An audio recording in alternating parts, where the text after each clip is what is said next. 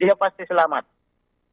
Tetapi kalau dokternya tidak benar kerjanya atau dia memberi pendapat karena sesuatu hal, bukan karena murni karena keilmuannya, maka dia akan berhadapan dengan Elohim gitu.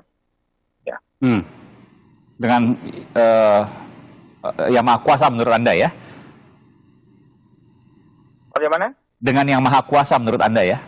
Dia akan berhadapan dengan Tuhan Elohim pencipta langit dan bumi. Okay. Kalau dia membuat suatu pendapat yang bertentangan dengan keilmuannya dan bertentangan dengan fakta. Baik. Karena saya sudah menitipkan 2 orang dokter dan ahli medis, dan hasil penglihatan mereka selama otopsi sudah saya notariskan.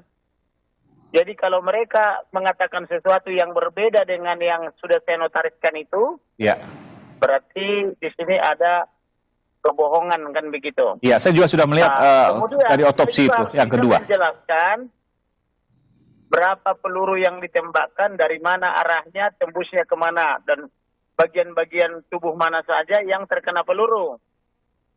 Kemudian dia juga harus bisa menjelaskan kenapa ada darah di lipatan kaki, di belakang dengkul. Dia juga harus menjelaskan kenapa ada lubang peluru di engsel kaki kiri. Kemudian di sebelah di kanan. Kemudian kenapa ada luka di bahu. Kenapa ada luka di bawah mata dan di atas mata kanan. Iya. Kemudian kenapa jari-jarinya patah-patah? Nah, itu yang saya mau tanyakan. Soal jari, karena terlalu banyak ya kalau kemudian dia periksa satu persatu.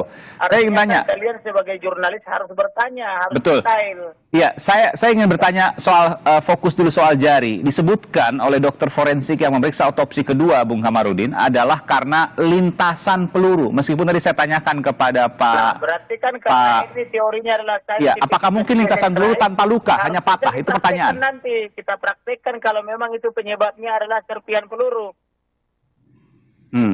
Makanya saya minta kepada penyidik supaya dilakukan rekonstruksi. Betul enggak jari-jarinya itu patah-patah akibat serpihan peluru? Betul enggak lengan kiri itu patah gara-gara peluru, kan begitu? Sejak kapan peluru bisa mematahkan, kan begitu?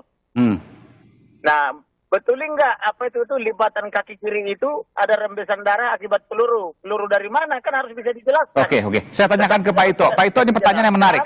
Sejak kapan Pak Ito? Membuat terang, tapi membuat malah tambah rumit, kan begitu? Iya. Jadi saya kan hanya bisa menyajikan fakta-fakta. Ya. Bahwa jari kelingking patah, jari manis patah. Tanpa luka ya? Tanpa luka. Kalau jari manis ada luka terbuka, semacam di atas kukunya itu. Nah, kemudian lengan kiri itu di bagian tangannya itu patah. Iya, dengan luka tuh luka berarti bisa jadi karena luka tembakan juga dong, Bung Kamarudin. Patah tanpa. Kemudian itu kaki sebelah. Halo, Bung Kamarudin. Dengan panjang. Iya.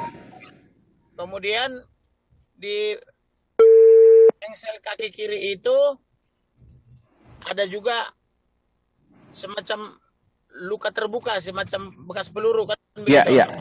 Baik. Kemudian di matanya itu baik mata kanan bawah maupun kanan atas itu juga kan ada luka. Baik.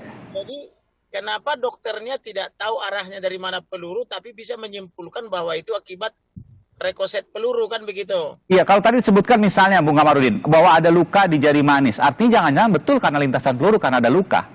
Harus diuji, nah dari mana arah pelurunya itu, kenapa bisa mengenai jari manis atau jari kelingking, kan begitu?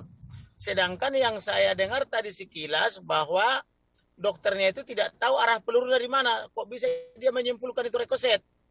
Nah, kemudian kenapa di lipatan kaki kiri dia pakai celana panjang atau diduga pakai celana panjang, kok ada rembesan darah? Itu rembesan darah akibat rekoset dari mana, kan begitu?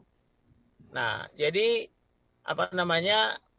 waktu yang menguji, maka saya katakan sudah banyak saksi palsu atau orang memberi keterangan palsu, tidak lama lagi dia langsung meninggal dunia. Maka saya katakan kalau mereka kerja profesional, mereka pasti selamat. Tapi kalau mereka ada karena menerima sesuatu lalu membuat pendapat seperti itu, maka dia berhadapan dengan Elohim, kan begitu.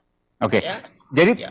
ke depan ini kan udah nggak mungkin ada otopsi ketiga. Yang ada adalah pengadilan. Jadi semua nanti akan dituangkan dalam pengadilan. Anda akan membela di pengadilan terkait dengan apa yang mudah Anda yakini dan Anda dapatkan. Tidak tampil di pengadilan karena yang tampil di pengadilan itu adalah jaksa mewakili korban. Ya, ya. Saya hanya menghantarkan perkara ini sampai dengan P21 tahap 2. Betul. Tetapi yang mau saya katakan adalah bahwa fakta-fakta yang dilihat dan didengar oleh matanya dokter yang kami utus maupun ahli kesehatan itu sudah tertuang semua dalam akte notaris. Apa yang mereka lihat, apa yang mendengar sudah dituangkan. Termasuk juga dokter tadi saya dengar tidak menjelaskan kemana pankreasnya, kemana Otak misalnya. empedunya, kemana Organ otak. kantong kemihnya tidak dijelaskan. Sedangkan menurut dokter yang mengamati mewakili keluarga itu pankreas, empedu dan kantong kemih kan tidak ditemukan.